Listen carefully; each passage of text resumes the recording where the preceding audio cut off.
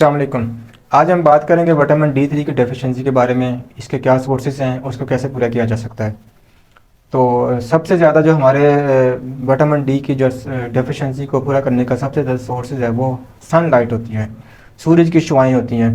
जब ये सूरज की शुआएँ हमारे स्किन के ऊपर, जिल्द के ऊपर पड़ती हैं तो हमारे जिल्द के अंदर कुछ ऐसे केमिकल्स होते हैं जो कन्वर्ट होकर हमारे विटामिन D3 में कन्वर्ट हो जाते हैं। तो इसके ज़रिए हम विटामिन D3 की लेवल को, डेफिशिएंसी को पूरा कर सकते हैं। इसके अलावा जो अदर सोर्सेज में आते हैं, हमारे मछली होती है, इसमें काफ़ी मिकदार में विटामिन डी का लेवल मिकदार पाई जाती है। इसके अलावा अंडा होता है, अंडे में अंदर काफ़ी विटामिन D3 की जो मिकदार पाई जाती है। इसके अलावा कुछ मुख्तलिफ सब्ज़ियाँ होती हैं, उस सब्ज़ियों के अंदर विटामिन डी की मिकदार काफ़ी मिकदार में पाई जाती है।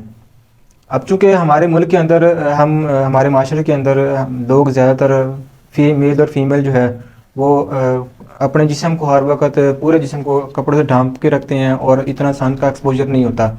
इसलिए इससे हमारे मुल्क के अंदर विटामिन D3 का लेवल जो है, डेफिशिएंसी काफ़ी ज़्यादा हमें मिलती है। तो इसका जो है किसी को अगर को विटामिन D3 की डेफिशिएंसी है तो उसका पूरा करने का तरीका ये है कि आपको अपनी स्किन को मैक्सिमम सन से एक्सपोजर करवाएं, ताकि हमारे एक नेचुरल सोर्सेज के ज़रिए हम अपना विटामिन D3 के लेवल को पूरा कर सकें।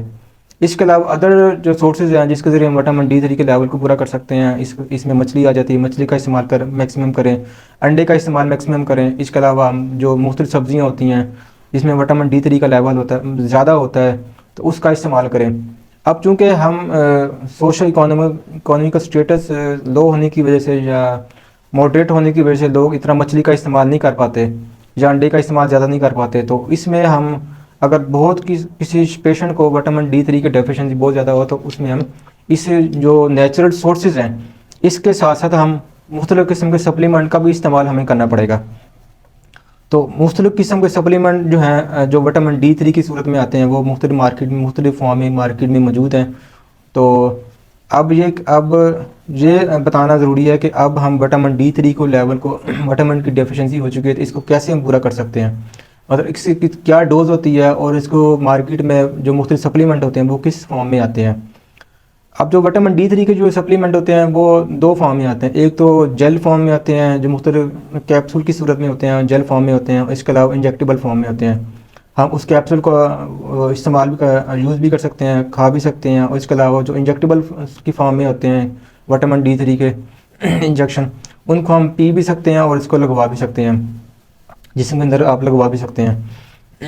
अब बात करेंगे कि विटामिन D3 के कितनी डोज में हम दे सकते हैं। जो आम एक बच्चा है, 1 साल तक बच्चा, उसको हम 1000 यूनिट पर डे के हिसाब से उसको लगा सकते हैं।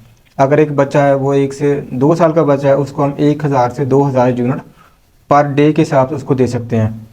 अब चूँकि ये मार्केट में मौजूद होते हैं 5000 यूनिट के में आप मिलते हैं, इसके अलावा 10,000 यूनिट में मिलते हैं, और इसके अलावा 2 लाख यूनिट में ये अवेलेबल होते हैं। अगर किसी को विटामिन डी की डेफिशिएंसी हो तो अगर वो इंसान दिन में एक बार सिर्फ 5,000 यूनिट वाला कोई कैप्सूल ले ले, जेल फॉर्म में ले ले विटामिन डी, या फिर इंजेक्टेबल फॉर्म में लगवा ले, तो वो दिन में एक बार ही काफ़ी होता है। अगर वो उसको ज़्यादा डेफिशिएंसी है तो वो लगवाए 10,000 यूनिट वाला वो लगवा सकता है। लेकिन वो ये सारी रिकमेंडेशन जो है लगवाने का, कितना लगवाना है, कब लगवाना है, ये अपने डॉक्टर की हदायत के मुताबिक आप लगवाएं। अगर किसी को बहुत ज़्यादा डेफिशिएंसी है तो आप 2 लाख यूनिट वाला भी आप लगवा सकते हैं। लेकिन इसमें यह है कि आप इस 2 लाख वाले यूनिट को आप महीने में एक बार इस्तेमाल कर सकते हैं। तो मेरे ख्याल में सबसे ज़्यादा ये बेस्ट होता है कि अगर आपको बहुत ज़्यादा डेफिशिएंसी है तो आप 2 लाख वाला यूनिट का जो है विटामिन D3 आप दिन में महीने में एक बार लगवाएं। और लेकिन फिर ये कहूँगा कि अगर आपको इतनी डेफिशिएंसी है, बहुत ज़्यादा डेफिशिएंसी है विटामिन D3 की, तो आप अपनी तमाम इंजेक्शन को, तमाम सप्लीमेंट्स को खुद ही इस्तेमाल ना करने शुरू कर दें। इसको अपने जो मुतल्लिका डॉक्टर उनसे रब्ता करें, उनकी हदायत के मुताबिक इसका इस्तेमाल करें।